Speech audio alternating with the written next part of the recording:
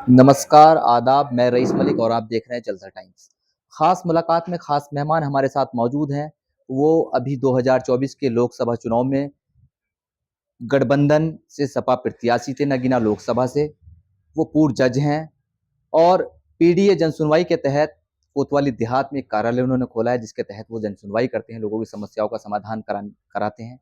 उनसे बात करेंगे, उनका विजन क्या है, उनका मिशन क्या है, क्यों उन्होंने यहाँ पर जनसुनवाई कार्यालय खोला है।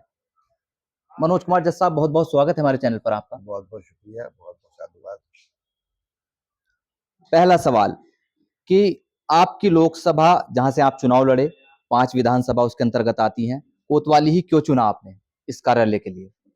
कोतवाली भौगोलिक दृष्टि से सभी जगह के बीचों बीच है और कोतवाली की लोगों की बहुत ज़्यादा उपेक्षाएं हुई हैं। इस वजह से मैंने इसको चुना।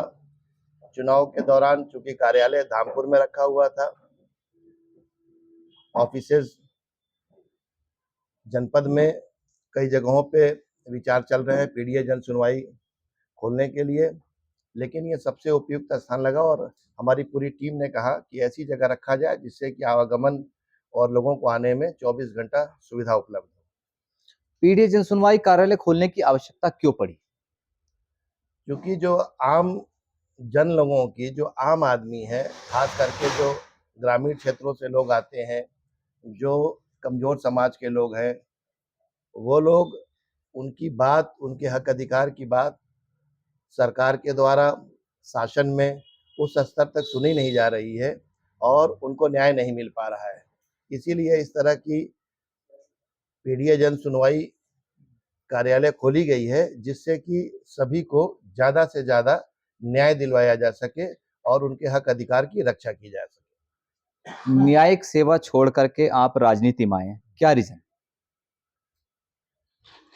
सेवा के दौरान चूंकि न्यायिक सेवा से रहा हूँ, आम लोगों की जो परेशानियां थी वो पत्रावलियों के माध्यम से, फाइलों के बीच से आती थी, लेकिन निर्णय ये लिया गया कि अब डायरेक्ट पब्लिक के बीच में रहा जाए, क्योंकि पढ़े लिखे लोगों की जिम्मेदारी है, जिनको अवसर मिला, मुझे भी अवसर मिला पढ़ने लिखने का भारत के संविधान के जरिए।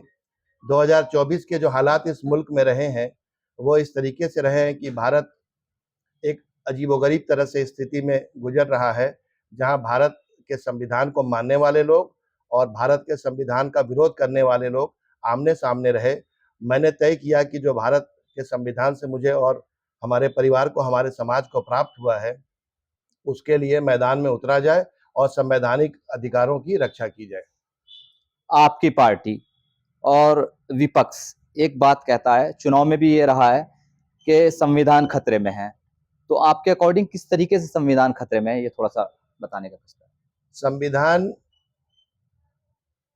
हमारा 26 जनवरी 1950 को लागू होता है। उसके बाद में एक ऐसी व्यवस्था का निर्माण होता है जिसमें प्रत्येक व्यक्ति को अधिकार मिलते हैं। 1950 से पहले तो सारे अधिकार नहीं थे और जिस समाज से मैं आता हूँ, शेड्यूल कास्ट कम्युनिटी से, उसके सारे अधिकार ही भारत के संविधान से मिलते हैं। शेड्यूल ट्राइब्स को मिलते हैं, ओबीसी जातियों को मिलते हैं। ये सिर्फ और सिर्फ भारत के संविधान के जरिए ही मुकम्मल हो पाया।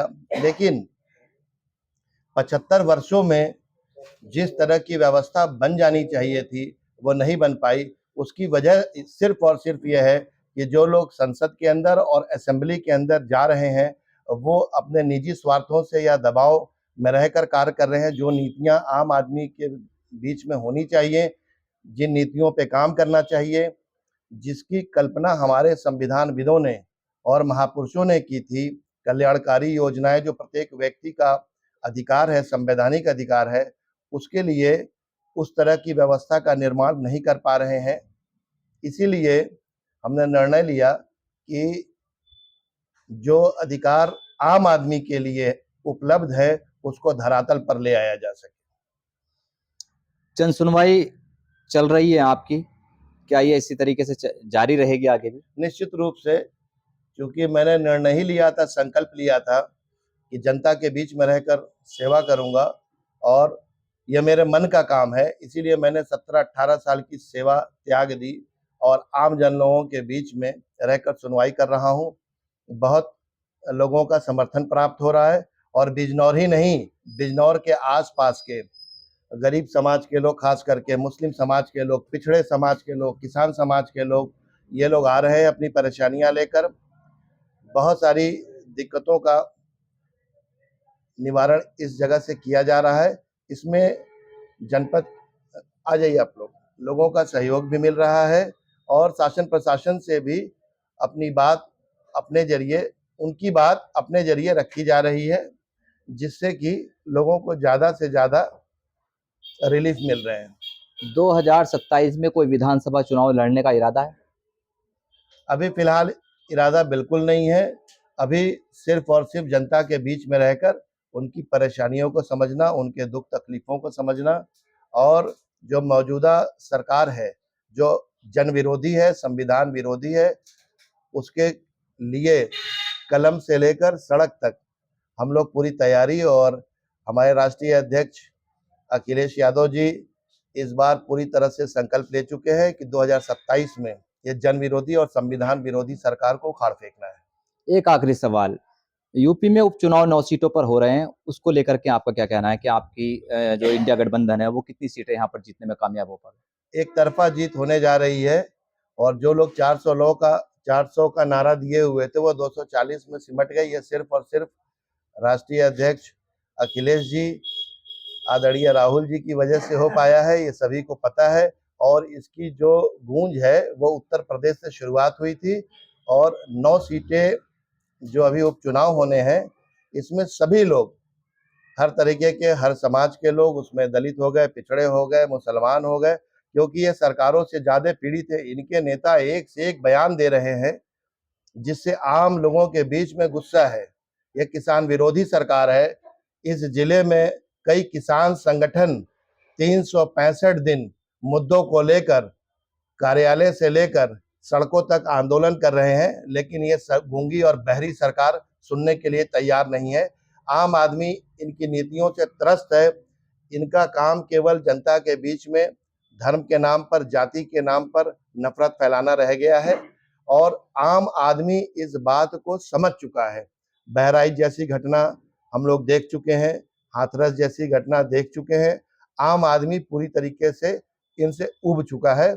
इसका प्रत्यक्ष प्रमाण 9 विधानसभा उपचुनाव जो सीटें हैं उसमें मिलेंगी।